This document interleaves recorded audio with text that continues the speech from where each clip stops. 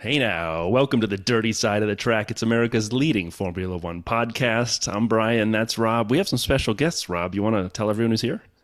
Yeah, I do. I mean, I still think I probably did the intro better last week, and I should have got the gig permanently. But yeah, never mind. Good to have you back on the Hey Now's chair.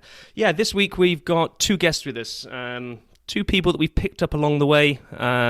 You'll know them. We've got Rob Reed, who's been a guest a couple of times, and somebody who may have featured more than once on the show, a guy who goes by the mantra of Pit Lane Paul. Hey, Paul, how you doing? Hey, I'm really good. Just a quick one. The start of the last episode. Rob, I've known you for a while, but please stick to your own job. That was the most atrocious entrance to a show. I nearly turned off. And 20 seconds in, I wonder how many listeners we actually lost when he's telling everyone about our podcast. Oh, I know. What is a podcast? I don't know. I tried to go all Chicago-y, and I'm not known for my accents. And there we go. There's another episode of me not doing accents very well. Yeah, some people are known for things that are good in life. Some people are known for things that are bad in life. I think we've just discovered your niche right there. You're terrible. Hey now. Yeah. Okay. That was all you wanted to wanted to stick a knife in, didn't you? Okay, so that's Paul saying hello to everybody. So let's let a quick hello to Rob. Rob, welcome back. Oh, it's so good to be back. Thanks, guys. We are excited you both are here. We have a season recap coming up, but before we do, there were a couple small news items that we wanted to hit. Obviously, the big news coming out of the end of the season and then right around the corner was the official word that Daniel Ricciardo is back at Red Bull as the third driver. According to the press release, will assist the team with simulator and test work and carry out commercial duties for the team. Gentlemen, thoughts? Isn't he really the fourth driver? Yeah, pretty much. I think that's true. I think I can't remember who the actual reserve driver is. Liam Lawson. Yeah, Lawson. Yeah. Lawson's right. the reserve driver. So I read this, that Danny Rick is essentially, if you want somebody to smile and stand next to the PR car, maybe drive it down the streets of Vegas, that's bring on Danny Rick. But I don't know that he gets anywhere near a race next year, does he? Unless lots of people get ill. Well, I look from a team perspective to drive straight into being really boring. If you're Red Bull Racing and you have an incident involving Checo or Max, you would, I mean, no offense, you probably have to put Danny Rick in just for the experience and whatever has. But yeah, it depends what the contract he signed, obviously. But if you're looking at it from that perspective, it's like, I guess, Alfa Romeo. We got Theo Pourchaire and Robert Kubica on backup, but you would probably more likely put Kubica in the car. But hey, I don't know. That's their business. Okay, so it's not like a designated necessary hierarchy. So because I've read that as basically Danny Rick's just coming along to be the PR guy, but being designated a reserve driver gives him a chance. Then we could see Danny Rick next year. Well, you see it when the guys run in FP1 and in FP2. I mean, every race you'll have your reserve driver there at least until Saturday morning. Once qualifying's taken place, once qualifying's happened, the reserve driver goes home. So more often than not, especially from our side, your reserve guy will leave on the Saturday evening. It'll more often than not, it'll actually go back to the factory and do simulator work Saturday evening and then Sunday morning, based on what they're doing at the track. So again, purely based on experience that Danny Rick has got, I would find it, it's their business, their contract. But if you were looking at Red Bull Racing, you'd probably want him more involved. But yeah, there we go. Just my opinion. Yeah, and to your point, Rob, though, from a PR perspective, if there's any team that needs some good feels in the sport of Formula One, it's Red Bull, and Danny Rick brings that in spades. He's worth his weight in gold just in that for that team. That team just needs more kind of happiness and good vibes from the sport, from the fans, because they're certainly not getting it right now. Well, Checo knows what Max is made of, right? Yeah, it shows who he really is. I mean, that came right off the back of the cost cap. I mean, so yes, that's a great point, Rob. That sort of that PR aspect, huge opportunity for Red Bull. Plus, I mean, I think we all agree he's still, at least I would say, still a talented driver. Just the last couple of years weren't his peak, and whatever, the car didn't come to him or whatever it may be. I can't believe he fell off a cliff that fast. No, well, and we saw it in Mexico. We saw that little, kind of soft Danny tires Rick. going through the Yeah, he just like, he needs a 10-second penalty, at the beginning of every race, basically. Like, and then Danny Rick comes alive. It's a great So point. yeah, we saw it. Now, you guys, I think both were in Abu Dhabi, correct? I know, Paul, you were. Obviously, you filed your report. And Rob Reed, you were there, yes? Oh yeah. I got to see Paul in his element. It was awesome. Yeah, Now, you didn't really. So we have a top floor in the hospitality buildings in Abu Dhabi. So you have like the ground floor, which is your engineering and your baseline catering.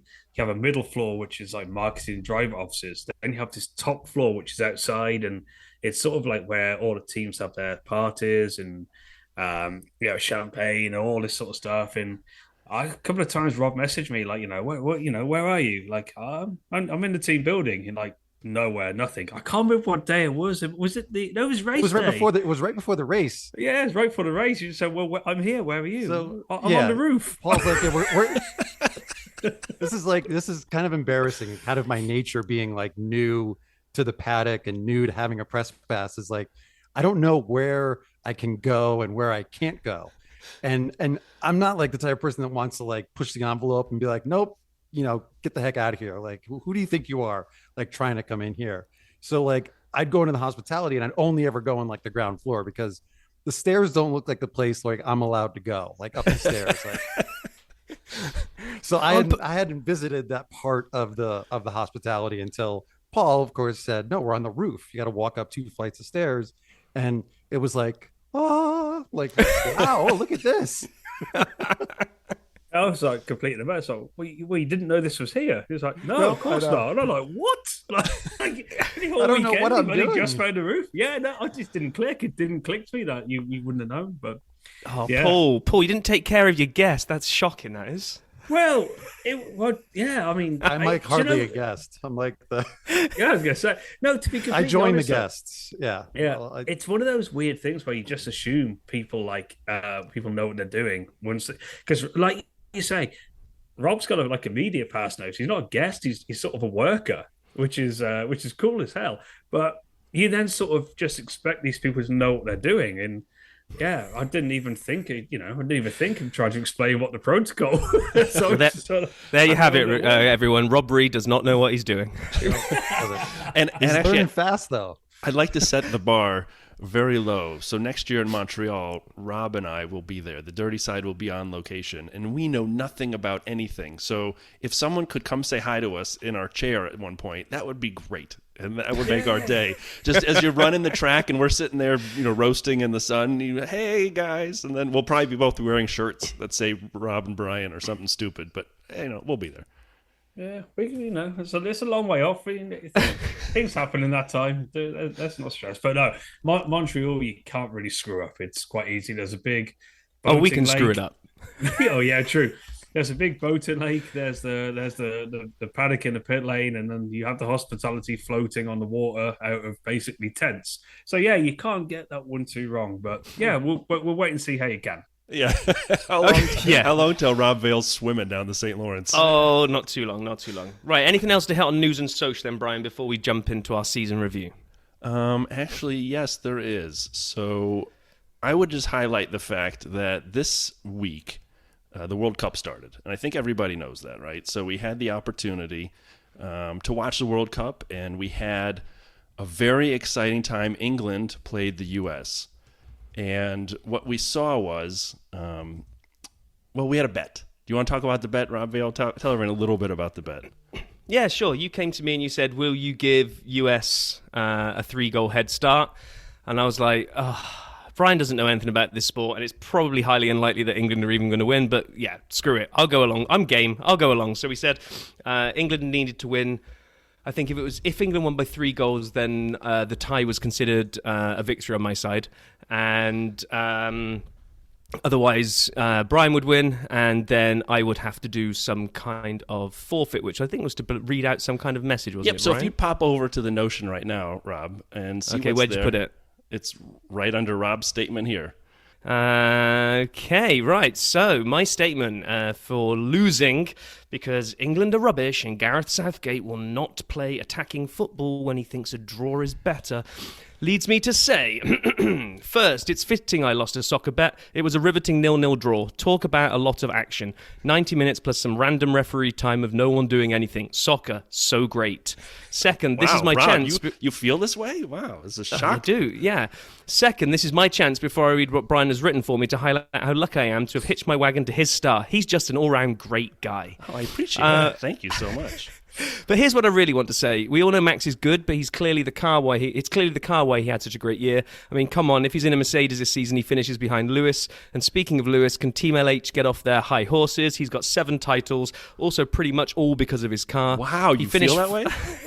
He finished further behind George this season than Nicky did, behind George at Williams last season.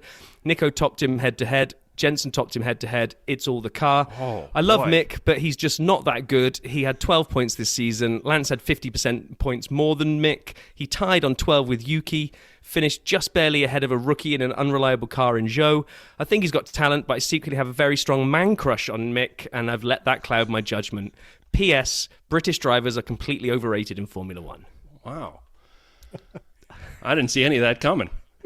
I'm shocked. I'm shocked that Brian wrote that, because obviously sometimes behind jest there is truth. So that's the way Brian feels, everyone. It was a fine line between trying to get you fully canceled and just embarrassed. So I just left it at blaming the car. I told you I have no embarrassment filter, so I would probably read anything out. But I didn't want to go back over the US game. It was terrible, but well played US. But that is a super aggressive statement to get him to read out. That is. I disagree with literally everything in there, including the soccer part. The start. We've touched on this. But I knew he was going to maybe say soccer, and I was going to change it, but I thought, no, bet's a bet. I got to read out exactly as he wrote it. So, I mean, if I could watch something for 90 plus minutes, time totally determined by a person running around for a while, and watch a 0-0, as we would call it here in the States, tie, yeah, that's exciting. Good. To be honest with you, I was at the Alfa Romeo end of season. It wasn't a Christmas party; it was an end of season party, and so I didn't see any of the game. During the game, they were doing speeches on stage, which were all completely in German, which is completely fine because, well, Switzerland, you'd say German, Swiss, whatever, but it was a foreign language. But whatever happened, the language I didn't understand, and I believe it was still a lot more fun than watching that game. So, yeah, I'm more than happy to have missed out, and well done to the USA. It's a great result for you guys, but you'll be going home in a few days' time, so it doesn't matter. Wait, hold on. Would you like to put a bet on the Iran game with me? Yes. All right. Well, let's we'll trade some WhatsApps and figure out what the stakes are. Sound good? Exactly. Rob, Brian, zero football knowledge. Yeah, exactly. Yeah, this is exactly the same way I lost all my money betting on F1 this year, not knowing what I was doing. But anyway, let's talk a little bit about the season. Come on. Yeah. Yes. Okay. So, enough of that. Moving to like a recap of 2022, and instead of just doing a bunch of stats and facts, Rob Reed and Paul, we'd love to get your thoughts on, some highlights or favorite moments from the season, and then we'll kind of flow into any lowlights or things you thought were the worst moments. So whichever one of you two would love to go first, our guests are always more than welcome to start. I'd love to hand over to Mr. Rob Reed. Well, first of all, congratulations to Alfa Romeo on P6 in the Constructors. I think that was a solid result for the team. Started out like really strong. Valtteri scored, I think actually he was tied for points for all Sauber drivers, right? Was that the stat coming out of Abu Dhabi? If he had scored points in Abu Dhabi, he would have had the record for Sauber drivers. Yes, there was a lot. So actually it was a really weird weekend. So we didn't realize, was his 200th race as well, I think. And yeah, there was something on points if he would have got Yeah, there was a lot going around. To be honest with you, it's a weird thing you do shut most of that out, but it's a great achievement for the team, and you could see how much it actually meant to them. So yeah, I totally agree. Fair play. They had a good year. If I could add on top of that, not only was it sixth in the constructors, it was actually tied on points with Aston Martin, but the tiebreak was Valtteri's fifth at Imola, which is the highest finish for either driver of both teams. So Valtteri had a ton of points, and that fifth at Imola broke the tie, gave Alfa Romeo sixth place. So that's a great point for you. Sorry, back to you, sir. Well, yeah, I mean, and I have to say, after the race in Abu Dhabi, I went out onto the pit lane, and that was an experience. That was incredible. Like that was, it was like a Super Bowl. Going out in the field after the Super Bowl, but like bigger than a Super Bowl. It's like the end of the season, and all the teams, they got what they wanted, celebrating. Alfa Romeo being one, like they were really psyched on that P6, like you said, it was like down to the wire. And I mean, man, like, and then the fireworks are going off, and the cars are doing donuts, like, just over the pit wall. I mean, like that was incredible for me. I mean, just like a massive highlight. I'm sorry, we might need to stop recording and cancel today's episode on account of my massive amount of jealousy. Yeah, he's right actually, because like it's the paddock, once the flag drops, sort of turns into this big communal party.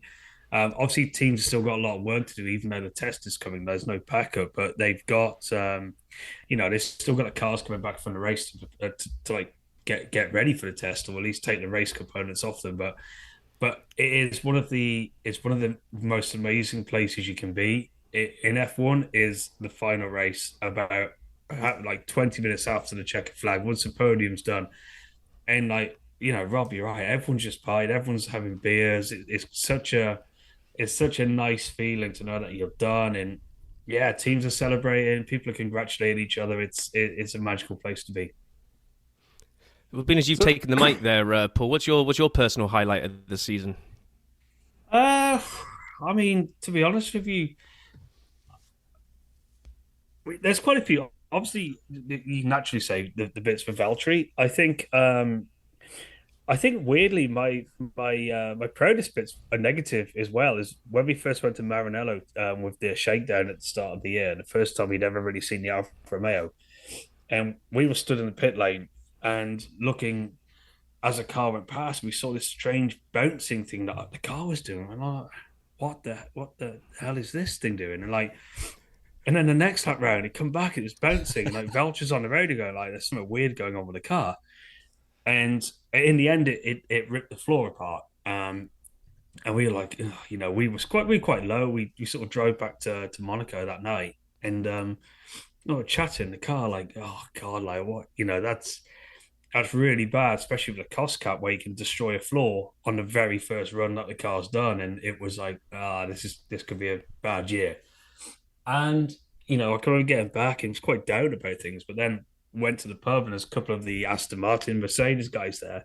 So how's your shakedown? They were like, oh God, it's really strange. Like when the car's on the straight, it does this weird bouncing thing. We're like, oh, we had that. That's amazing. Yeah, we destroyed the floor. And like, and then a couple of the Williams guys, like, how was shakedown for you guys? Man, it's really weird. The car does this strange. And it was sort of like it's actually quite proud so that everyone's having this problem with this, what we now call porpoising. And it was you go from a stage where you think it's just us and this is a big problem to knowing everyone's got it.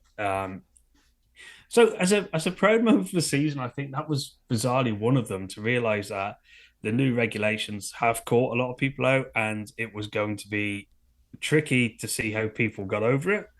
But I think it was good that everyone was in the same book, because it was quite a low point at the start going into quite a high point.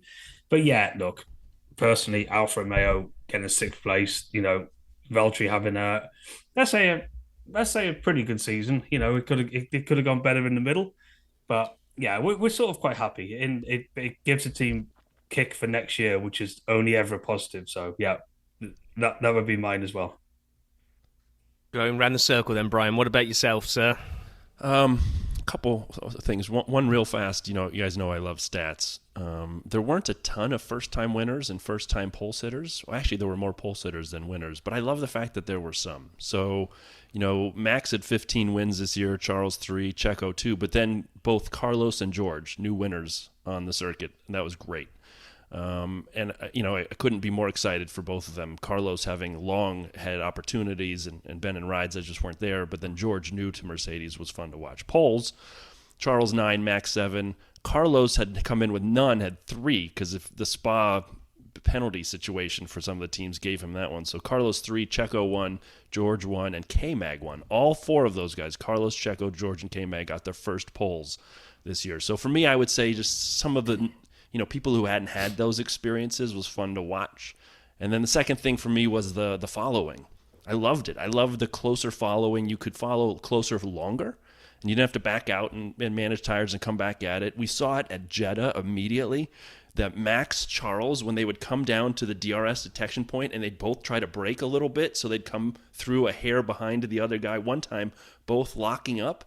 That was a great signal. We had Alpine also at Jeddah fighting each other right next to each other. This year had a 31% increase in overtakes. And I would say there were some races that were just friggin' tremendous because of it. Silverstone, my favorite, as we were talking about before we came on air, the Lewis Hamilton moment when this happened. Through goes Hamilton! While that was part of it, right? That was part of it. That's fine that it won the FIA Action of the Year. I don't really care. The point is, the last 10 minutes of that race were tremendous because of all the cars flip-flopping places, second, third, fourth, fifth. Fernando stuck his nose in there at the end. So for me, I loved the new faces on the top step of the podium, on the pole, and especially some of the following this year. So that was me. I loved it. I thought it was a great year. Yeah, I mean, so I wrote down 2 things, and one was overtaking and following with exclamation mark after it. Like the new regs, I was really worried were going to be a damp squib that's like, oh yeah, cars are going to be able to follow, they're going to be able to follow, and I thought they're going to mess it up, and we're not going to get racing. But like you said, first few races of the season, I went back, I looked at some of the race notes that we did in preparation for some of the shows, and like we're just writing like, so-and-so does a move on so-and-so, oh my god, they're following each other, like 1 and 2 following each other through the corners. There's been like no backing off to save tires. They've just been on it in chase mode for like 5-6 laps at a time. That some people have been a bit negative, said the new regs didn't do anything because Max ran away with it. I don't think you can blame the regs with the fact that Max won. We saw action all over, so loved that. I am going to do the guilty thing of saying, because this section was called personal highlight of kind of the whole year, then I've got to put Jacques in there. I have to. And actually, my personal highlight of that is the fact that it even happened because of the way that my backyard is situated, where my compost heap is up on an elevated section. So when Paul sent me the text to say it's happening in 5 minutes, and I booked it from down there to get down to my basement, I almost lost it twice coming down off the elevated section. So it could have been an interview that never happened because I could have ended up face down on the stones, knocking myself out. So my proudest moment is that I actually managed to run down to my basement in time to log on. So. Which moment do you mean? Do you mean this one here? This is Jacques Villeneuve, and you're listening to the dirty side of the track. Is that the one you're talking about? Paul, thank you again, man, for making that happen. That was the coolest thing for 2 doofuses like Rob and I. That's no problem. And as I mentioned on the last thing, we still speak about it, and he still says it was, you guys just handled it different. So listen, it's full credit. It's full credit to you guys. I can put someone in front of you, but if you're asking douche questions, I'm just gonna so fair play. We just I'm going to take different as a compliment. If we start thinking about then the flip side of that, kind of the lowlights, then I'm going to go first because I went last just then. I'm going to kick it off and go around the other way.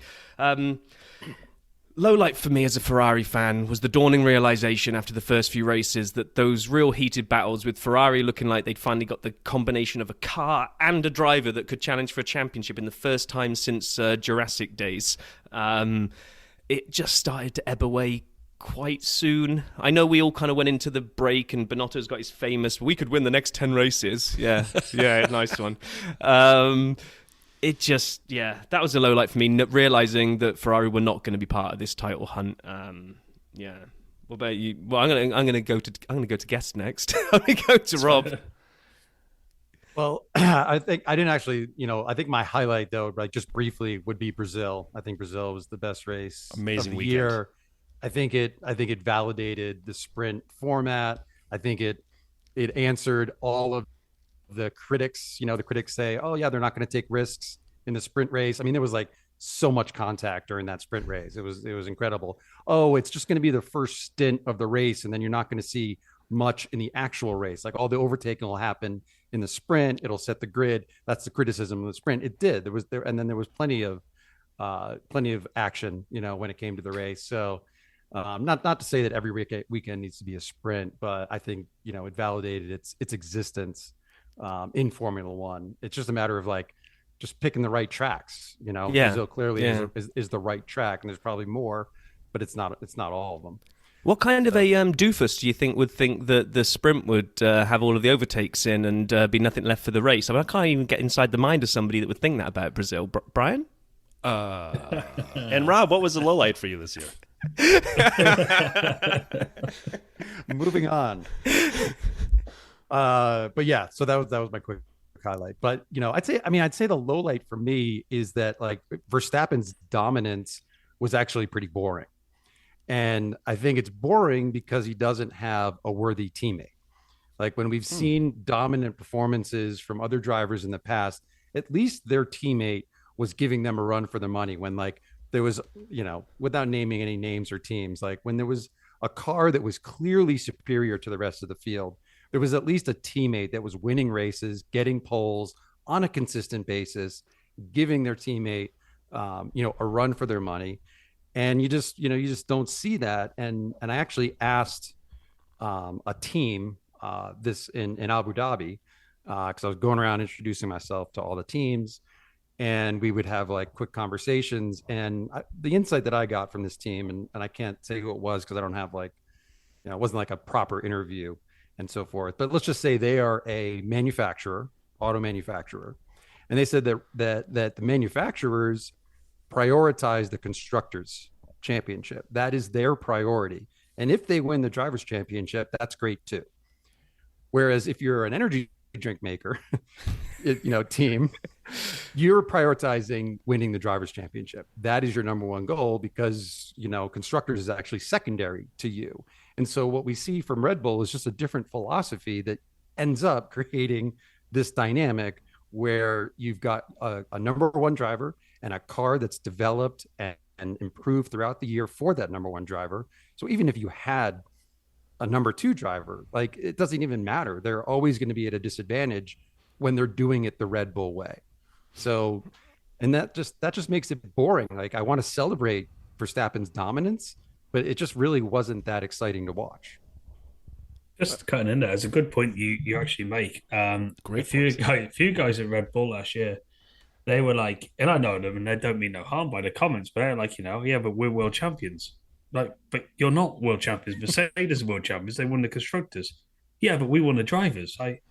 Okay, so Max is world champion. You guys run us up in the champion, and it's sort of like you've nailed it there by that comment. Like certain teams do prioritize drivers championships over constructors, and yeah, it's amazing that you can have that mindset because the constructors for a team is the finance, it's the money, it's everything.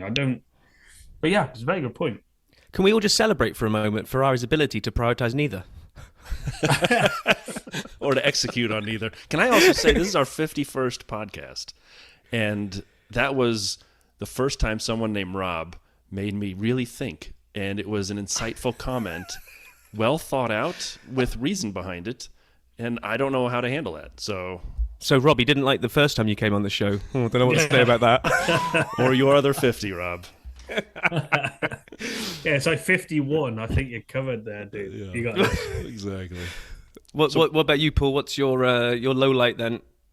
Well, I can say, I'm going to go a little bit with Rob here. I'm just going to mention Magnussen in Brazil because, like, is it from a personal thing, knowing how teams operate, knowing how much you meant to those guys? That was pretty special. Not just from K-Mag, just for the team. That was special. But a quick dip back into the favourites.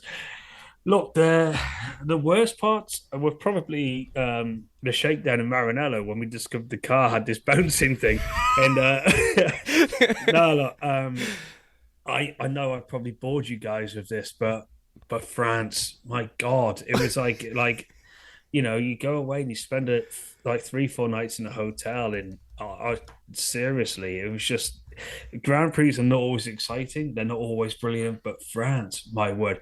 For me, easy winner. And I actually will say quickly, I think a stat man like you, Brian, will appreciate. Now, I might get this wrong here. So there was only one race where a non-Ferrari, Red Bull, or Mercedes driver was on the podium. I think that was Lando in Imola. Yes, correct. And for me, it's just like, yeah, okay, we mentioned this new great racing, the regulations, but it hasn't really mixed it up that much. So I'd like to see a little bit more. Like, and that's not the team's fault, that's not their problem, but I'd like to see a little bit more because it was like, I agree, it's a little bit boring just seeing domination. Worst part of the year, Zhou's crash at Silverstone. To be that close to that and knowing the kid as he is, because he's a funny little guy, like you'll never believe. But to be that close to the team when that's happening, and I think I touched on it in a previous episode, to not know, and you don't know what you don't know in the situation. Yeah, we don't want to see too much of that. So probably my low light of the season will be that crash at Silverstone. That's got very. Yeah, I mean, remember you saying we must have spoken to you. I'm sure it was because we were talking. You don't find out any quicker than we do watching TV. It's kind of like there's no special back channel, no special communication, which blew my mind because I just assumed there would be in a situation like that. Yeah, exactly. That's not. Yeah. It's and like I said, when you are the other side of them and they're in the same situation as you, and they're not know. Yeah, look, we had Grosjean in Bahrain. Which you could say is a worse accident. You have good reason for saying that, but any accident of that magnitude or that severity and not knowing we're all in this sport together. That's a pretty sad time to be involved in F1 because you are just sort of like, oh God, please get out. Yeah. So yeah, for me that's easily my worst part of the season. You never want to go through that. What about you, Brian? So, Paul, as you said, we did talk about this. That was one of mine from the midseason, and it stuck. That crash was just horrible. And so I had sort of a couple things. So that, I had the cost cap saga. I understand we had to have this discussion, but talk about a real downer that didn't have anything to do with the actual on-the-track product. And yes, we can talk about what it may have influenced. I hated the cost cap situation. I really did not like dealing with that. The porpoising, Paul, as you said, was interesting. You could always tell the team radio from Lewis because it just kept going. You could hear this.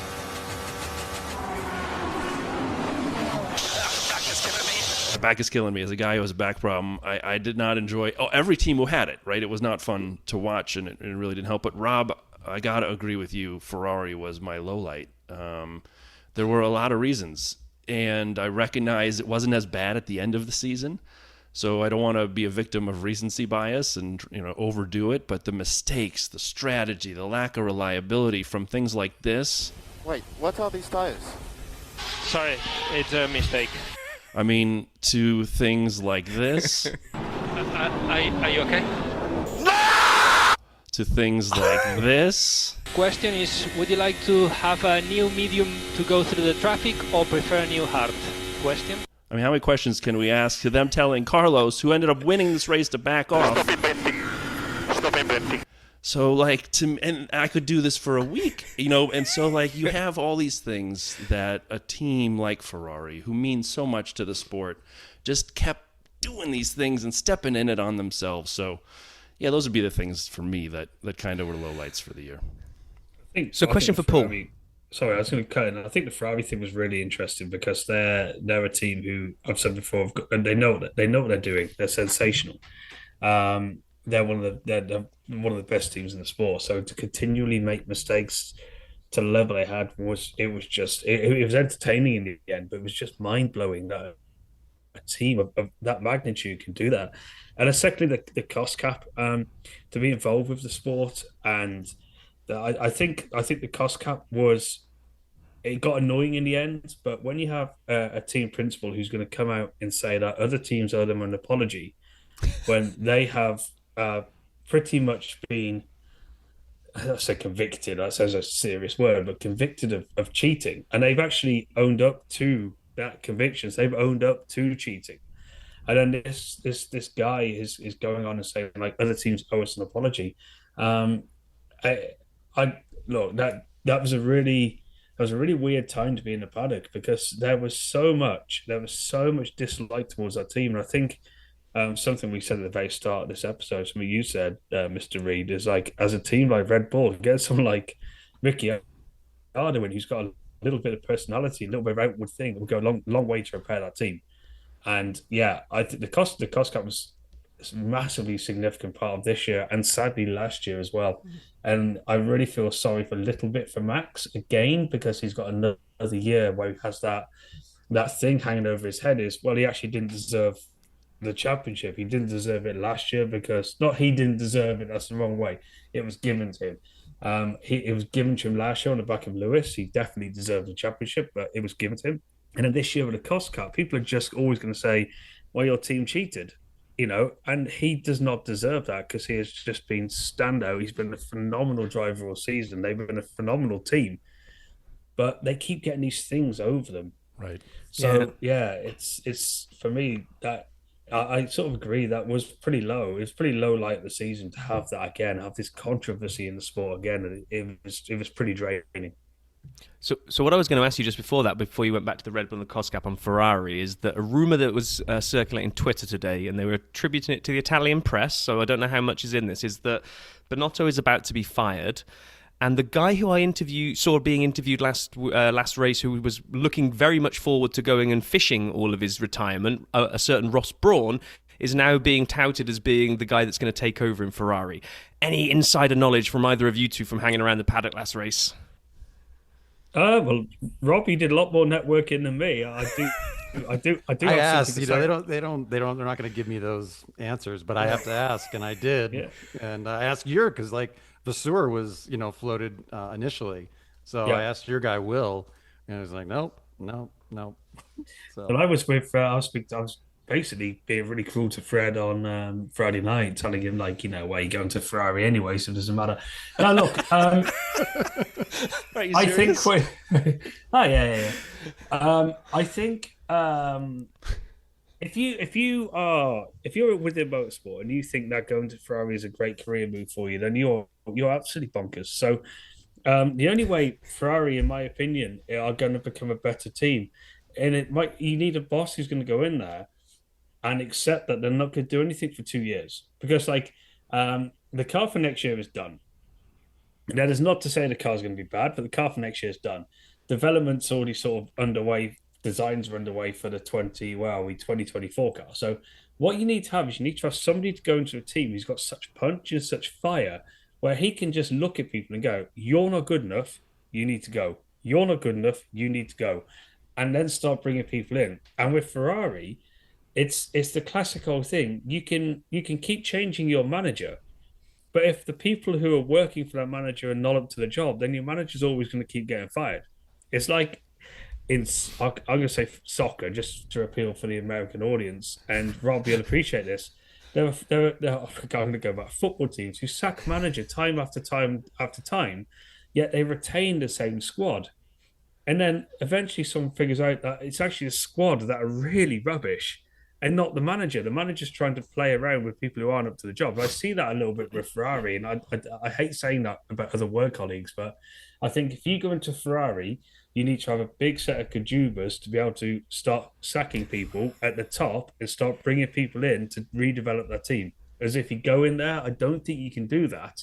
So you're just taking a poison chalice job where you're going to go in there and within 2 years, you're going to fail like they all do and you're going to get sacked because Ferrari, for me, need to strip down from the top.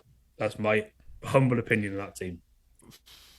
So, I mean, I know we might be trying to do some predictions, a very, very way too early predictions at the end of this show, but are you already telling me not to get my hopes up for next year because Ferrari's cars is going to be just as bad as it was? Or because my little crumb of optimism, right? My little crumb of optimism is that lots of the teams that didn't quite get this year's regulations completely nailed, like say like Red Bull just had a slippery fast car that just seemed to absolutely nail it. I like to think they haven't got too much further to go now and find too much more within these regs, whereas everyone else has got an opportunity to close all those massive holes, and it'll all be amazing next year. Crush my dreams, Paul. Oh, Ferrari had the fastest car this year, I think. Well, not at the end of the year, but at the start of the year, they definitely had the fastest car. They just didn't execute any plans. If you think to all their mistakes, it came at the start of the year. So, well, I thought I read that they had the fastest car, but because they hadn't got the reliability sorted, they were just burning through engine components. So they ended up dialing the engine down a bit to be more reliable, and then when it all fell away because they just weren't fast anymore. So I guess I don't know enough about this, but aerodynamically then, from the new reg, they probably don't have to redesign too much there. They've just got to look at whatever led to them having to dial it down, I guess. Yeah, I would say there's a million things which you could look at. I mean, to say you've got to turn the engine down, the Ferrari engine isn't brilliant. We know that from Alfa Romeo. Just for the fact that we had a lot of engine issues. It's wrong to say it's not brilliant, but I'm just going to be honest with what I see. Red Bull they've just got. That's going to sound a really horrible line. They've just got the money and the ability to keep developing a car. Mercedes is saying, if you think Mercedes were at a level where they were competitive at the start of the year, the development that they put into that car, bear in mind that they scrapped that car in the middle of the year. They were just like, right, we're starting to work on a new car because this car is, for one of the better way, a skip. So they weren't even, and it still won a race at the end of the year. You look how close Mercedes were at the end of the year to Ferrari. If Mercedes get their act together, they'll blow everyone away next year. I'm pretty sure of that. But Red Bull haven't got to do a lot. Ferrari haven't got to do a lot. Ferrari lost the championship themselves, not even especially with reliability. Ferrari lost that championship themselves with silly mistakes and silly decisions. And if you go back through the season, which I'm sure Brian, who was the king of SAP stats, will have a whole list of probable races where Ferrari would have outscored Red Bull by X amount of points and been more competitive in the championship. So when you say don't crush your dreams, be honest. I don't know. I don't think it would have ended any differently if Ferrari had executed flawlessly on strategy, and that was the big criticism of Ferrari. Like, same car, same development, and if they had made no strategic mistakes, I think they still end up P2. Leclerc ends up P2 because Red Bull was like that dominant. I mean, I saw a fact the other day that if Verstappen hadn't had those DNFs, he could have locked the championship at Monza. Yeah, yeah, but I'm gonna. Can you imagine that? I'm gonna counter that one though, and what you'll actually have is you will get to a stage where, as a team, you will know you're out of the championship. You're out of the constructors. So if you probably look around, let's say Monza, probably look in the middle of the year. Red Bull was so far ahead. There's no chance that the constructors' title will go anywhere else but Ferrari. So at that point, go anywhere else but Red Bull. At that point, Ferrari would literally skip back on any work on that car because there's no point really pushing your resources into that car because you're just wasting money. You may as well put your resource into 23 car. So, and I think that's why you saw a pretty significant drop off. Now, they probably got a little bit overconfident thinking that Mercedes weren't going to come back at them from third to second, which Mercedes got very close in the end. That would be my way of thinking on that. The drivers are, you're not going to beat Max. By the middle of the year, Charles is pretty much not going to get anywhere. So I think if it would have been closer, and I agree what you're saying, I do agree what you're saying there, Rob, but if it would have been closer, I think what you would have seen is Ferrari actually would have continued to put money in. And we had it with Mercedes last year when we were not that fussed on the car, but last year was in 2021, weren't that fussed on the car. But they had to sort of develop the car in the middle. They had to start putting a lot of resource into the middle of the year to try and keep Red Bull back and try and keep Lewis in the championship. So, yeah, I'm not disagreeing with that at all. I think again, you've got a that's a good point, though. Yeah, yeah. Because at a certain point, you just shift resources to the future. Of course, yeah. There's no point pumping money into something you don't need to. So, but I don't know. That's just again that's purely opinion. But yeah, over to you guys.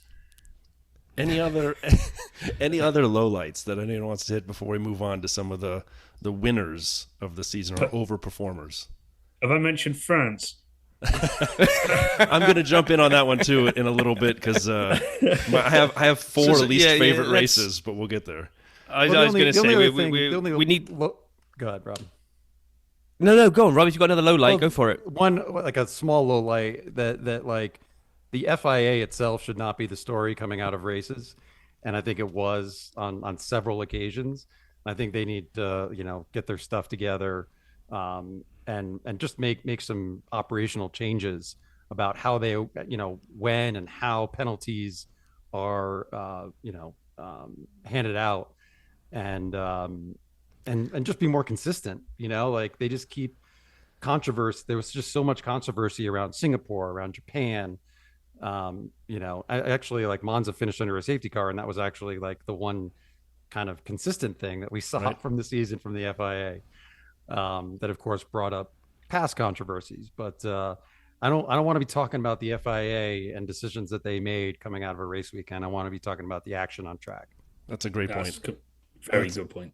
I actually use an analogy like that when I do some speeches, if you will call them that, lectures, and I always talk about sports and the referee. You never want to talk about the referee because something's gone wrong if you're talking about the ref. So that's a great point on the FIA.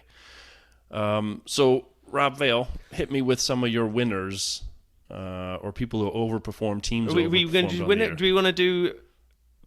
Let's combine. Let's do winners and losers, okay? Right, and then we can pull apart each other's. So, I had 3 winners and 3 losers. My 3 winners of this season, and I'm probably going to steal everyone else's, but here we go. George. I think this was a big year for George. I think getting his first win, I think beating Lewis in the same machinery, which brought loads of memes out. But I think that's big for him. I think we'll see how next year goes in that car. And Lewis is definitely still the number 1 driver in that team, but that gap is getting smaller. I'm telling you, the day when George becomes the number 1 driver in Mercedes, I don't think is too far away. I got to acknowledge Max. He was amazing. Absolutely machine. Just obliterated everything else around him. So Max is my 1 minute. Minners? That's the same as a podcast. And nailed it. My last winner was Lando. As a podcast. Nothing's as bad as a podcast. Hey now, right? Lando was my other winner because I just think from a kind of a best of the rest, almost carrying that. I can't remember the Twitter handle of the guy that did kind of the analysis of all of the teams and did a thread today. It was very, very good. And they called McLaren the fast brick. That was the kind of the summary of the car for the season. I thought Lando put that thing in places that it probably didn't deserve to be. So yeah, Lando was my winner. And my loser side is, unfortunately, Danny Rick, the Ferrari team, and Mercedes. Mercedes I had as a loser because it just felt like for the first time in eons, and Paul is way closer to this, is they must have just not quite got the regs right this year. Something wasn't quite. They seemed to be fighting a losing battle from the beginning of the season, and it was just disappointing to see them off the pace like that because, yes, I like to see a dominance come to an end. Sorry, Paul. So in a way, kind of not having Merck win the Constructors is kind of good for the sport, I think, to mix it up a bit. But I didn't want to see them fall that far behind and not being involved in it at all. So feel free to hurl abuse on any of my selections there, guys. Oh, no abuse. I mean, well, I'm happy to go because I'm happy to because mine are actually quite interesting based on what Rob just said. So, winners from the season, I'm going to go for Mercedes. No, yeah, but look, Rob, you're correct.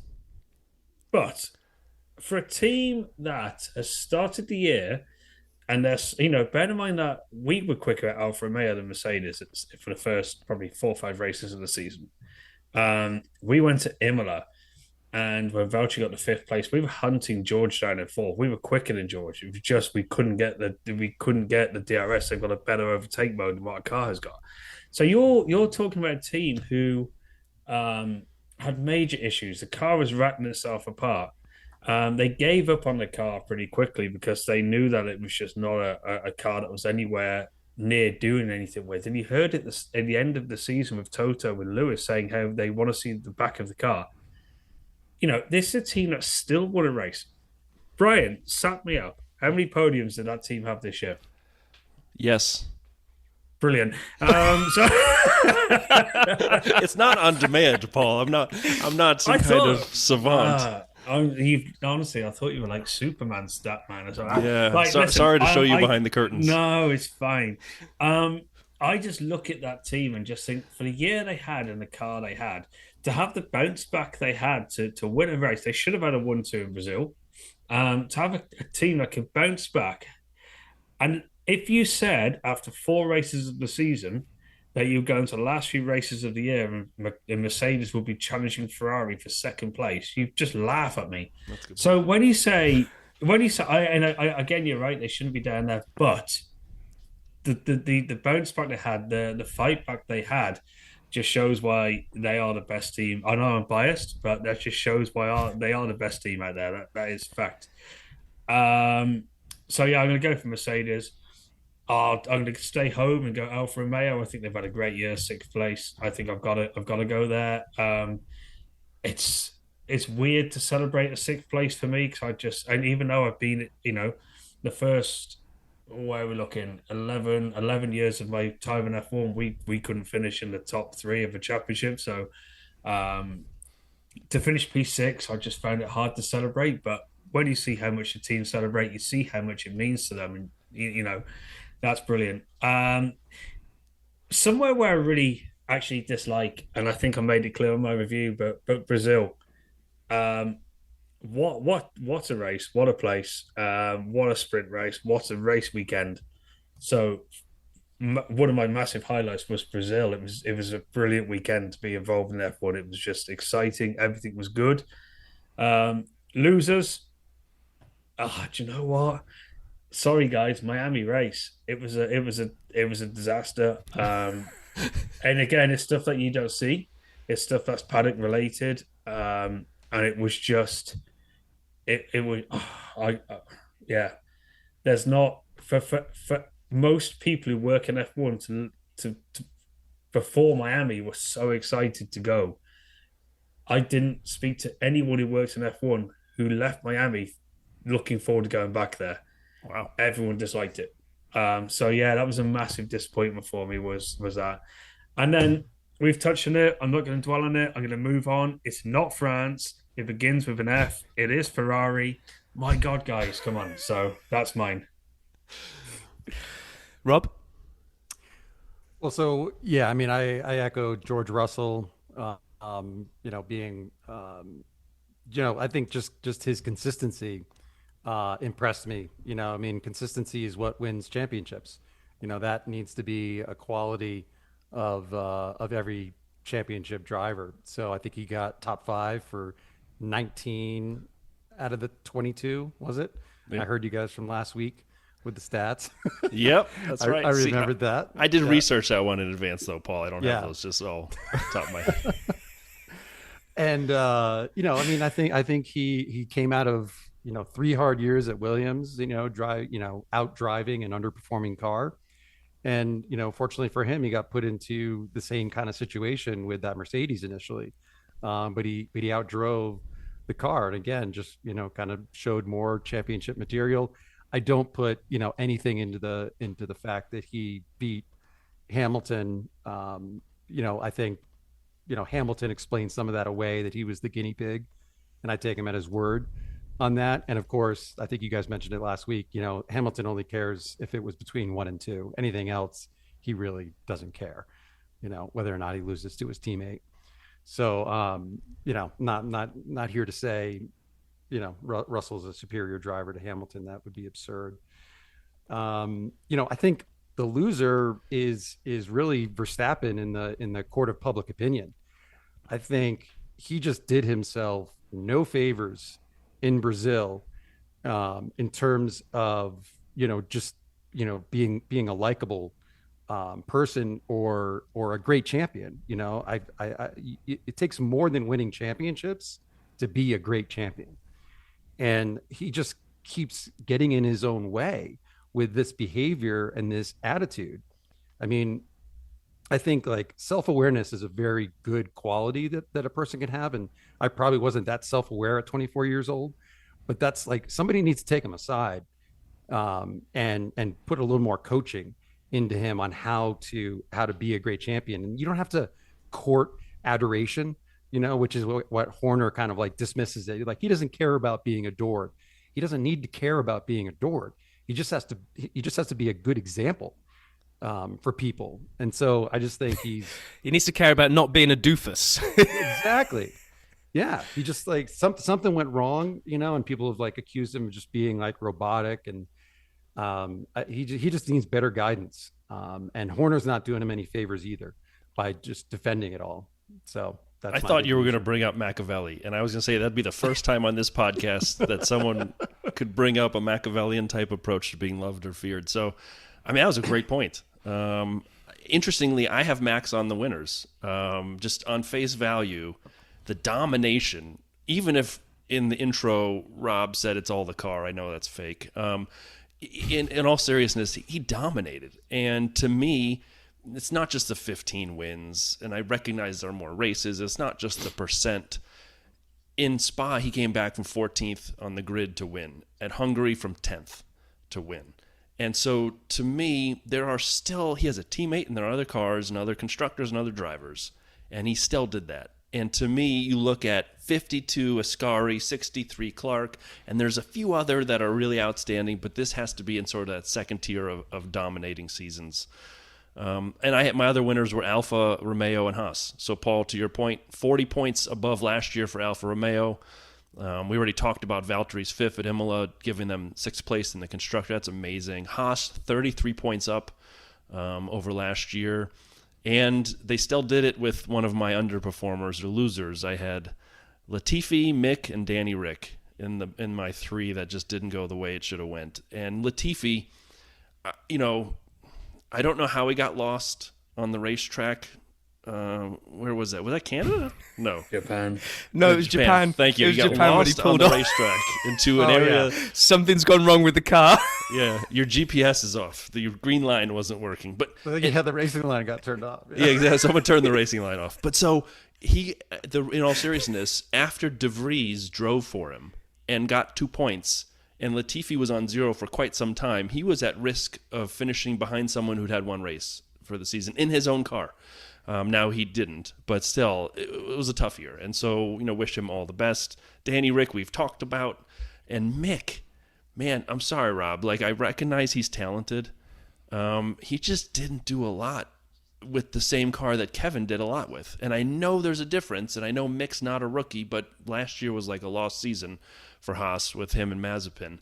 It felt like it was tough. I really hope he can come back as a team's reserve driver, get some seasoning, get some extra practice, and then hopefully kick some ass when he gets back on the grid, because I think he deserves to get back on the grid. But to me, that was an underperforming year for Mick. Can I just So I've got a question for Paul. Paul, sorry, I'm going to put you right on the spot here. Okay. So we were just talking about Max, and a few of us had Max on the winner's side, and Rob had him on the loser side, and for different sides of his character, right? Obviously, winner in race dominance, on the loser side for characteristics.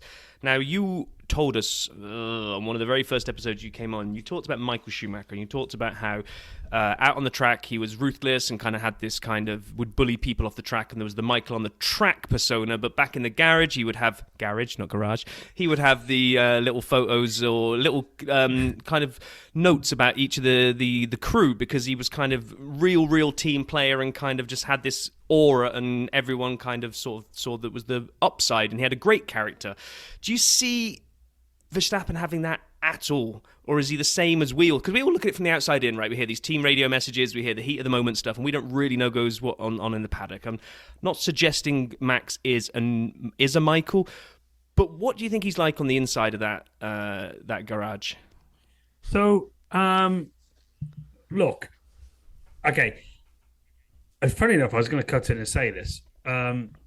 So Max is a really good guy. So I've had a bit to do with Max. He's a really good guy.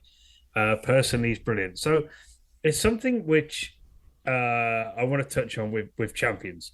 Now, if you look back through we're not going to go all the way back because we haven't got time. But if we go back to, let's say, Schumacher had like his persona was so aggressive, it was so moody, it was so he was so upfront. He wasn't liked. He was like this guy who everyone said, like, you need to have more respect, yada yada. Go into the next generation after him. I mean, let's say Vettel. I mean, everyone loves Sir Vettel, but when he was winning with Red Bull, he wasn't a very popular guy. He was disliked. He was. You look at him in Webber. You look at the way that he was. You look at the way that he actually held himself and behaved as a driver. He was disgraceful. Lewis. I mean, Lewis's latter years has got a little bit better with Valtteri, but the Nico times, he wasn't brilliant. And if anyone thinks that Lewis was brilliant, he wasn't. And then we're now going to this era of Max, and Max is this guy who everyone just saw like, you're such a, and what I will say is, Danny Rick, Valtteri, Mark Webber, I'm just going to test my memory. I think Massa, Barrichello. I'm going to name, there's probably more, but I'm going to go for 6 people there who were all teammates to these guys when they were dominating. But if you look at all those 6, you just think they're brilliant guys, they're lovely people. Whereas you look at the bloke who's winning the races and the championships, they were like, they're super aggressive. They're you're like, oh God, why would you be like that? For me, I don't know. I just think like, do you need to have more? Is that a thing of a champion? Is that a thing of like, you need to have this raw aggression, this raw attitude, this horrendous attitude almost. And I'm not defending what any, I mean, I could tell you stories of these guys all day long, but if we go through, Michael was ruthless. You look at the instant with Damon Hill, we're going back to the 90s, we're going back a long way. The instant with Jack, Monaco, when he seemingly stopped, yada yada. Let's go to Vettel. Vettel in Webber. Was it Malaysia? What was the thing? Multi 21. Multi 21. Yeah. Then you go on to Lewis and Nico. I mean, like, I was in the team then. It was toxic. It was horrendous team to where, divided the mechanics. It wasn't, and then you go to Max now with a Sergio thing. So I don't know. I just think like sometimes as a champion, you almost have to have this this thing about you. And I can promise you one thing though, Max Verstappen is a really, really, really nice lad. He's a really good guy. I speak to him a lot. We have a laugh. We have a lot of good, we have a lot of funny, interesting conversations. I think I can't remember a race this year. We was in a lift with him, and he was just telling me how appalling. It was Miami, how appalling the track was, and so on and so forth. And they ended up doing quite well. So I kept jibbing him, saying like, "Well, it can't be that bad. You loser, you're winning." So like, and he's like, so in summary, I'm going to point the finger of blame at the one of the other people that's on the squares on here. Would you say it's fair to say? Actually, it's not the journalists. It's not the journalists, Rob. I'm sorry. I think Max is becoming champion, and in an era where keyboard warriors exist way more than they ever did. If Twitter existed in the days of Michael Schumacher, I think Max just becomes this figure of hate that is so easy to perpetuate that through the online world that I think that's something he has to deal with. And Lewis before him, that lots and lots of drivers prior to that have never even had to even worry about how to deal with that kind of stuff. Yeah, I mean, I don't want to drag back Abu Dhabi last year, but I genuinely think Abu Dhabi last year wouldn't have happened if it wasn't for social media and the media and their portrayal of these guys. If you look at after Silverstone with that, have that crash, and I'm still massively on the fence on that crash. I don't think for me it was a pretty standard sort of racing incident. It was high speed and it was bad, but the media outcry. And then the second thing I would say with these instances, you look at the team managers. You look at Christian. Christian is just this, and he's an intelligent man. He's super focused, and he's obviously there to defend his team at all costs. And the same with Toto. They won't go against their team. So when the media are constantly sorry, Mr. Reed, this isn't you, but yeah, but when the media are constantly jabbing the finger into him and like provoking reactions, I know you guys. I don't know if you're following this saga at the moment with the World Cup and Cristiano Ronaldo in Manchester United. In all of the press conferences in Portugal at the moment, they're not really asking Portugal about how they're doing as a team. They're asking him how Cristiano Ronaldo is because he's had this falling out with Man United, and that goes the same as F1. Whereas no one wants to ask a journalist does not want to ask the team principal about their chances of the race. I want to ask him about a crash that happened 4 months ago. And while that still happens, and they're always waiting for that quote, and when that quote comes out, and Rob Vale, absolutely agree with you. The social media experts, the people who have never been to a racetrack in their lives, would just sit there eating Watsits on their sofa with a string vest on in their pants watching a race, knows everything there is to know about Formula One, and they make the most ridiculous comments. I mean, if I gotta go on a full rant, the amount of arguments I had at the end of last season about people saying, "Well, if Lewis would have boxed for tires, he would have won the race." No, you don't understand because you're not there. You're not, and that's the problem. And you have all these experts, these social media people who fuel it, and actually that then backs onto the media. The media sort of follow the social media because the social media prompt the media to ask the questions. So that's absolutely my opinion. I'm going to go to Rob Reed now, who's going to absolutely destroy me live on the dirty side of the track. Look, folks. No, I mean the media's got a job to do, and it's to provoke responses, certainly, and if there's just no story there, they gotta, in this world of media, it's about clicks and views, and so whatever's going to drive traffic, whatever's going to drive clicks is going to be the lead story. So that's just the nature of media. But yeah, I do agree, Rob, about social media playing a pretty big role in creating these personas that don't exist. I don't think Max is a bad person at all. I don't think any of these guys are. But like and it's like, I remember when Max declined to be on Drive to Survive because he said it didn't represent like reality. My pushback on that was like, nothing you do represents reality. You only tell the media what you want them to hear. Like none of it's real. None of it's, the quote unquote truth. It's all a spin that you give, and Drive to Survive was just doing a spin that you didn't like. Right. And that was your problem with it. Like there is no truth. There is no like reality here. It's all a game, really. But my point is, you're not playing the game very well. Right. Well, and that's that's my criticism of him, is like there's just somebody there who's not coaching him, whether it's his dad or his manager or his agent or his team principal. Like somebody's not there giving him good advice about just behavior.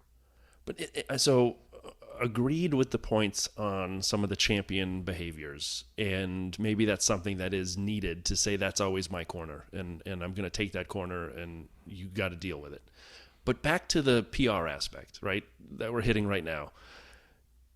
Has there been in recent memory a team principal like Horner who comes out, admits they cheated, and then is on the offensive and wants to know about the leak and tries to change the story that way?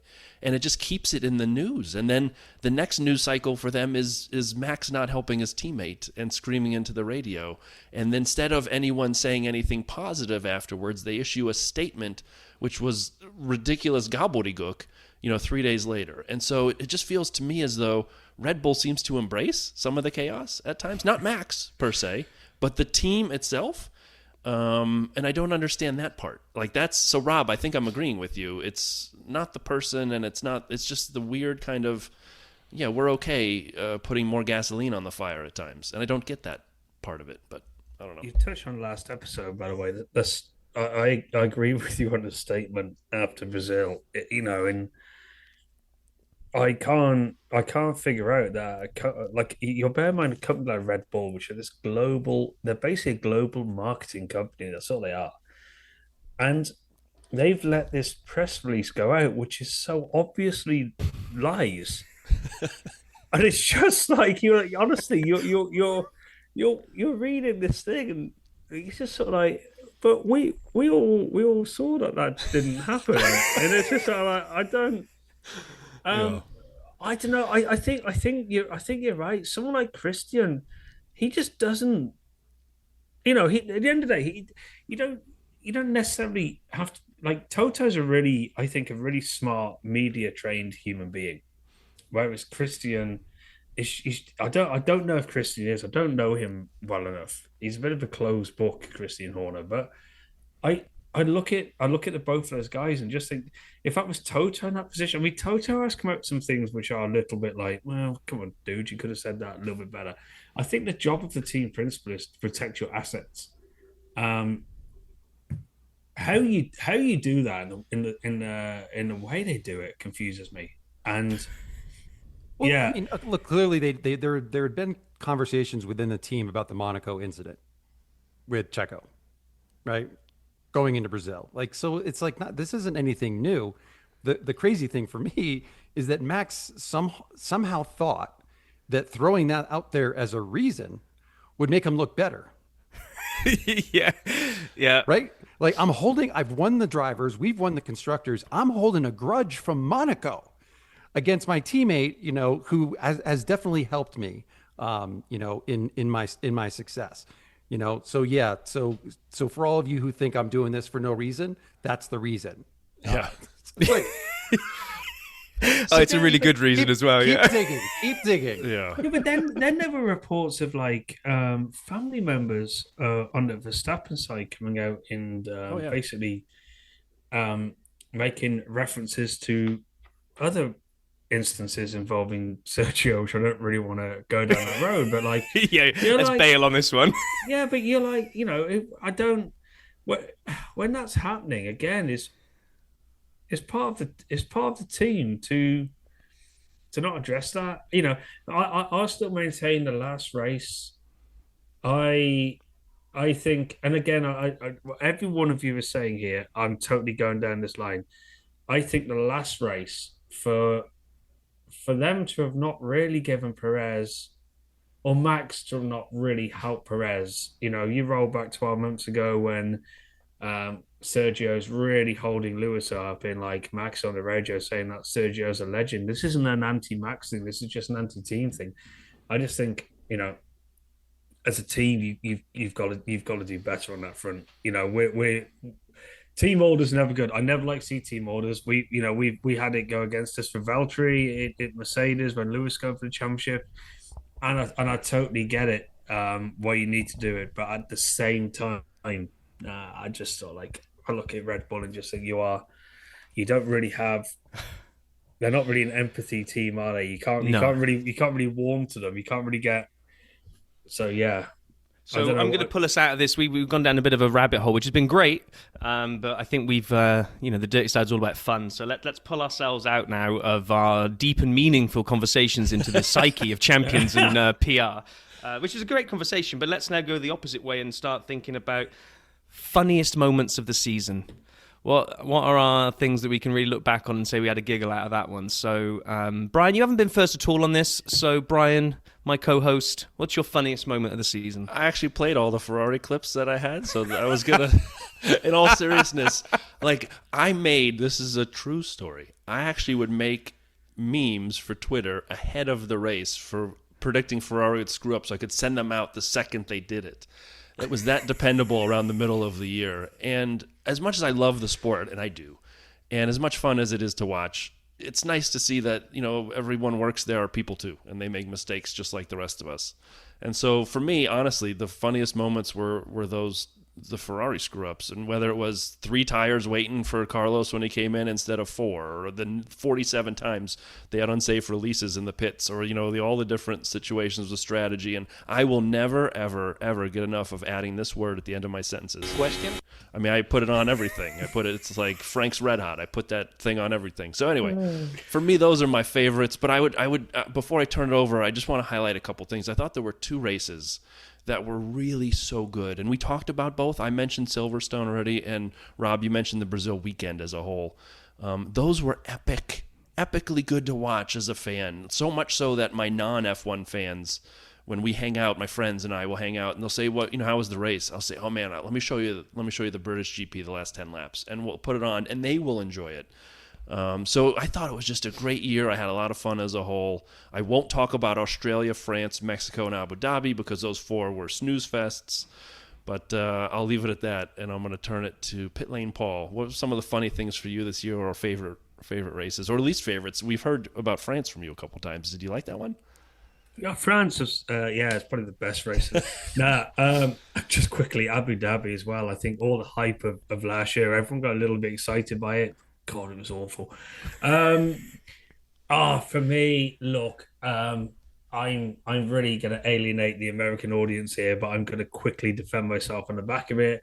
I have to go for Martin Brundle's grid walk at the Miami Grand Prix because it was just comedy gold. And Patrick. No, that's not. But it was like, the thing is, you've got this guy he's an old guy. Martin, he's a lovely guy, but he's an old guy. He isn't really going to know. So how it works is he has somebody in his ear telling him, like, who's on the grid at that time. So I always go, if I have anyone on the grid, I go to Martin and say, look, dude, I have this person on the grid.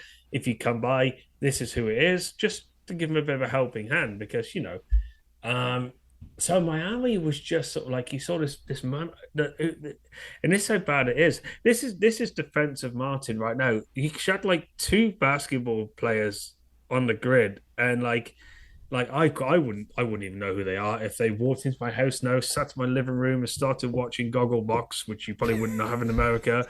I wouldn't have a clue who these people were. Like, so you have to understand that outside of America, not a lot of people know who's on the grid.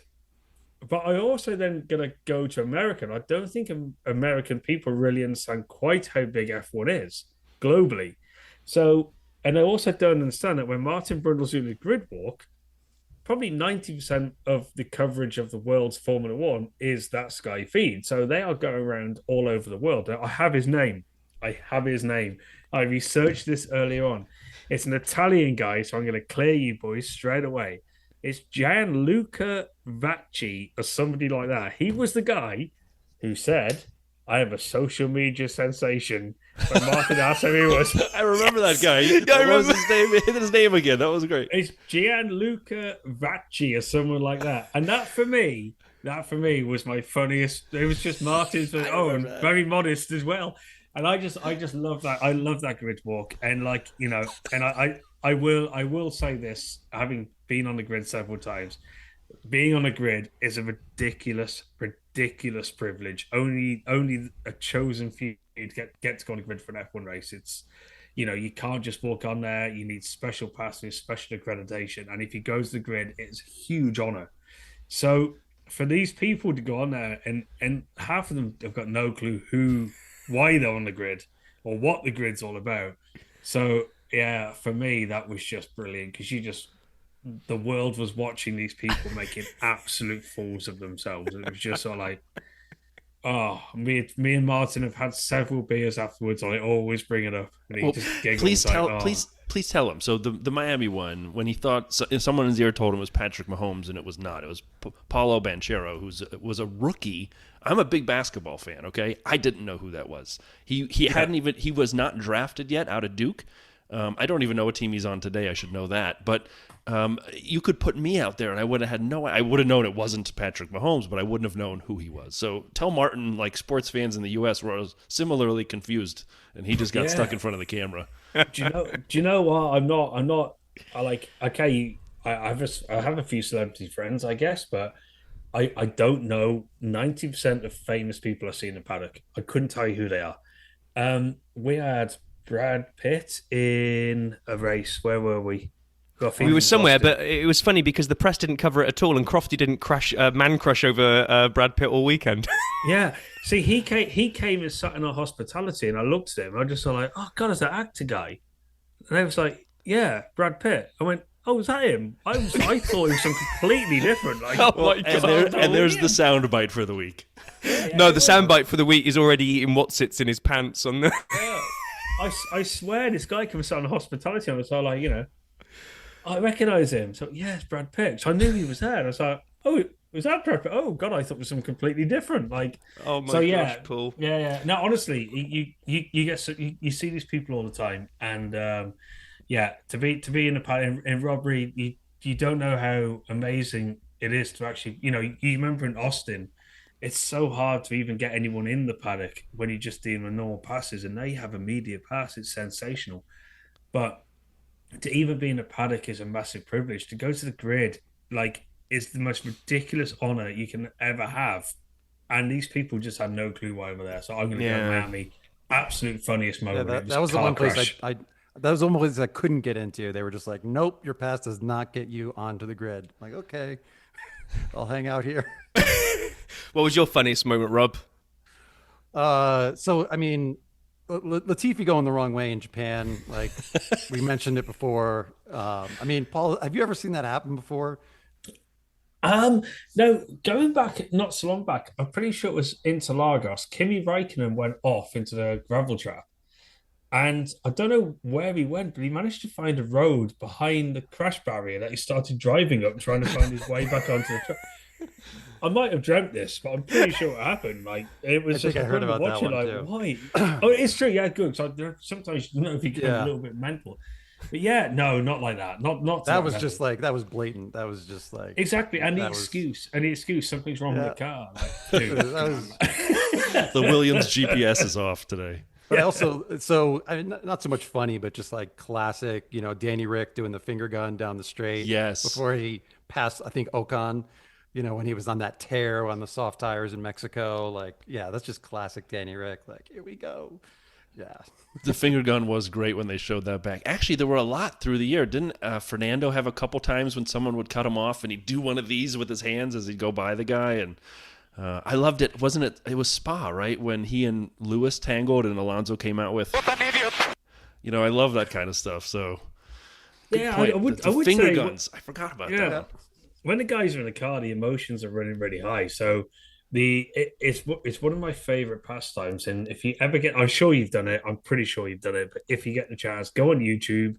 Just go Kimi Räikkönen's best radio moments, and it is just a catalogue of laughter. I promise you. But in the car, they come out with such stuff which it makes me laugh. The in-car audio of a lot of drivers, because they never mean it. They never mean it. They're just in the heat of the moment. So yeah, no, I agree. It's been a funny year. So mine actually isn't in a car. My funniest moment of the year is Vettel driving back on the scooter.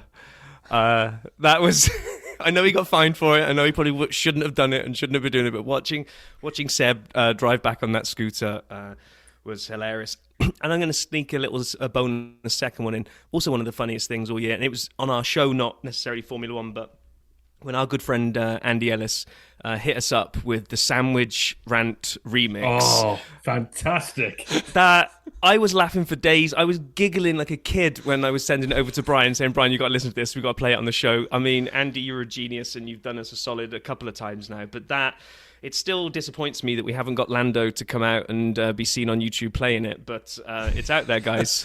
Maybe he'll put it on one of his DJ sets. I was going to say, going back to disappointing moments that Rob mentioned earlier on, the FIA. I mean, fining Vettel for doing that on a scooter. You were just at that point. You're like, the world's gone mad. Like, there's nobody in F1 who thought he should be fined. Everyone just thought, what a legend. Like, it was proper good. Yeah, they had the whole jewelry thing with the FIA this year. Oh yeah, that's a great point as well. Yeah, but I did. I loved watching Seb on that scooter. Right, time is creeping up on us, guys, so we will need to close this out. And we are going to close this out with, I think as Brian wrote it in our pre-show notes, was way too early predictions for 2023. So we're going to all go out there and put some way too early predictions because we haven't even seen anything happen yet. The season's only just finished, but screw it. With the dirty side, we're going to go for some predictions. So anybody fancy going first on their 2023 predictions? Mercedes, Lewis Hamilton. Ooh. Now, constructor and a driver? Is that how I take that, or did you just name two names? Absolutely, yeah. No, Okay. Constructor and driver. Wow. Ooh, okay, so I'm going to jump in because I had written down on my little pad here, I had George Mercedes. So I'm with you, Paul. I got this funny feeling we're going to see Rise of the Merc again next year, but I've got a funny little feeling about George, Mr. Consistent. Come on, one of you two now. What's the next Reed, crazy one? Mr. Reed. Go on, Mr. Reed. I mean, I don't actually have like a crazy prediction about a result.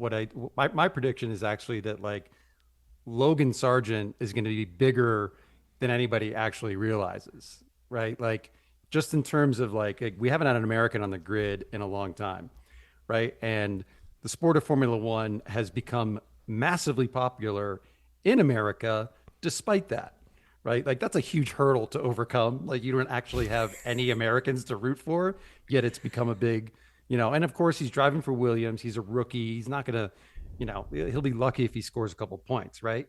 But America is going to rally around this kid, right? And we're going to actually have somebody to root for every weekend on the grid. And I mean, you just cannot underestimate, when America really embraces a sport. I've been trying to warn old school F1 fans about this for a while. Like you just gonna have to prepare yourselves for America to really embrace Formula One. It's going to change your sport, and you might not like it. If only the last American that I remember because of his name was actually any good on the track. So Scott Speed had the best name ever, but. Do you think they'll be patient? Do you think the fans will be patient in the US? Because, like you said, actually, two things. One, you can't get away with not doing a crazy prediction. So you are going to predict now the highest finish for Sargent next season. And then you can answer my second part, which is that in a Williams still. In a Williams, what's his highest position going to be? You can say 20 if you want. But will your US audience be patient with him because he's not instantly winning every race?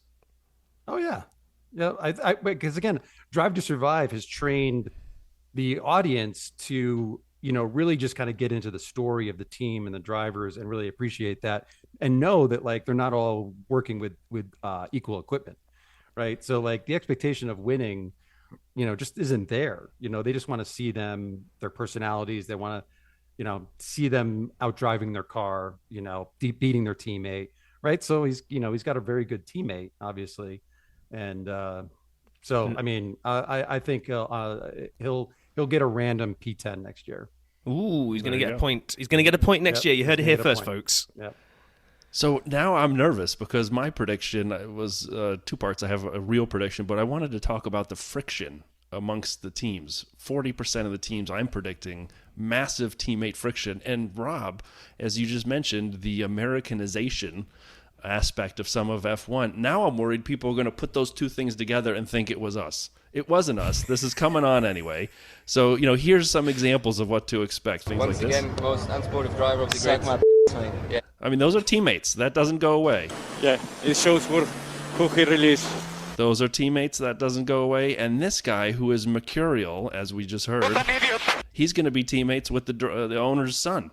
So those are three teams I promise will have some drama in it. And we didn't even talk about Alpine because I have no sounds for those guys. They don't like each other to start with. So I count four teams: Haas, Red Bull, Alpine, and I'm calling Aston Martin early. It doesn't exist yet. I'm making that one up, where you're going to have teammate drama. And my one prediction for the year is Lando will do far better than 7th in the Drivers' Championship and will be the biggest surprise move up the list of Drivers' Championship. I actually have him in 4th, which is crazy. So between us, we have got 2 votes for Mercedes to win the Constructors, 1 vote for Lewis to win it, 1 for George. We've got Logan Sargent coming in with a point in 10th, and Lando abandoning 7th and rising higher. Yes. Okay. Any progress in the McLaren is going to just put him off like a rocket ship. I would say Logan Sargent coming in is fantastic for the American audience because I totally agree. To have what we got, is it 3 races American next year or 4? Yep. 3. God, how bad's that? Yeah, 3 races American next year, and to not have an American driver is crazy. So yeah, I think that's huge. Driver rivalries, Look, honestly, I wouldn't buy too much into that. Like I said, it's a lot of heat on track is heat on track. Uh, I don't know. I agree with you, Brian. There were some interesting ones, but look, when the guys are out there competing, it happens. I've only ever seen it once in my lifetime. Real driver rivalry and dislike. That was Nico and Lewis. Apart from that, Sergio and Max, I don't think that's really that much of a thing.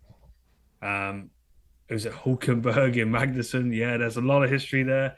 It's gonna be fun. I like to hear drivers get riled up. I think it makes great viewing, and it does make me laugh when they start digging into each other. But yeah, they did the driver team dinner in Abu Dhabi. Obviously I was there with Valtteri for that for small sections.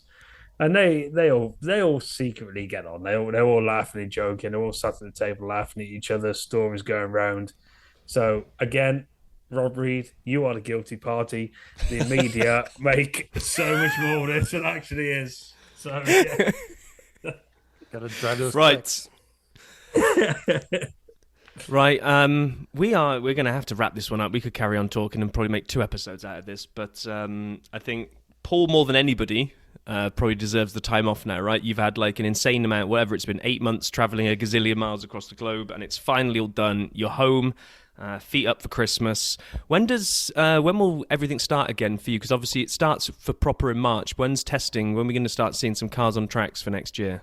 Your car launches will normally be around the let's say 10th to the 15th of February is normally a good time. You'll start seeing the new liveries coming out.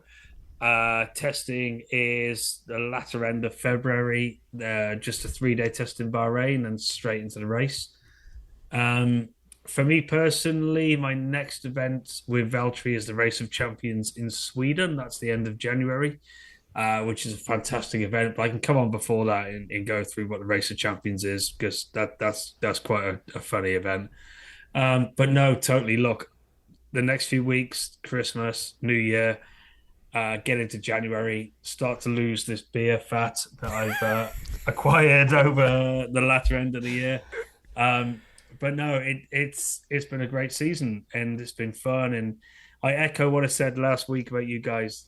Keep doing this. It's entertaining. And even Vale's Tales, when I listened to some of them, there's a lot of stuff in there which I don't know. I'm not an oracle of F1, so keep doing this. Keep going with this sort of stuff. And they always say never meet your heroes, which I've learned tonight when I asked Brian for a stat early on and he couldn't deliver it. So I think for you personally, Brian, like over Christmas, and if you can just go and research, don't leave me hanging like that. That'll be good. I'll do better next time.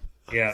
And then Rob Reed, you'll be pleased that in January the bike is coming out again. I've got to get the bike out. So remember the middle of the year I had the Colorado biking events. That's where me and Rob first met. Where he's a pretty good cyclist, whereas me. So yeah, I've got to get some training in because I can't. Next year's gonna be a lot of fun. I got a few more events. So listen, guys, as always, you're super. Please keep doing what you're doing, and thanks for everything. Thanks for the song. Thanks for all the fun you've given to all of your audience. It's been fascinating and brilliant.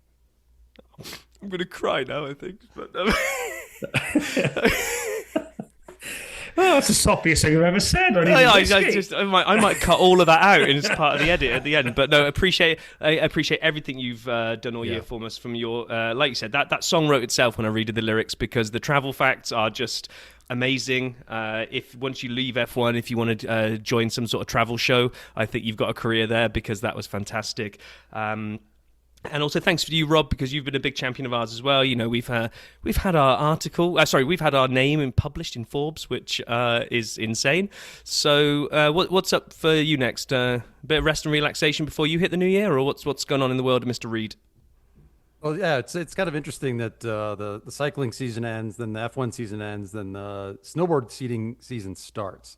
Ooh. So just going to be basically snowboarding in between those seasons. We're getting a lot of snow here in Park City coming up, so that's what I'll be doing for the next few months. You going to break your hand again, or are you going to survive?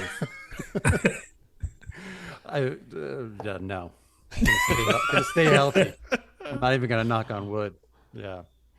That's excellent. Well, Rob and I will still be here every week talking about F1, and all the Dirty Side listeners can continue checking us out. We've got a lot planned for the off season, but I'd be remiss if I also didn't say thanks to Rob and Paul for joining us, not just today, but through the season. We've really appreciated it more than you guys know, and it's so much fun talking about something we love so much with people who know about it. So both of you guys, seriously, thank you. Much appreciated. Pleasure. So I think that's time to wrap this one up. And like Brian said, we will be back. We might be doing some smaller episodes just to keep abreast of anything that's going on news and social-wise. We've got some other things up our sleeves as well for episodes, but other than that, like Brian said, thanks very much for coming on, guys, and we'll speak to you all next week.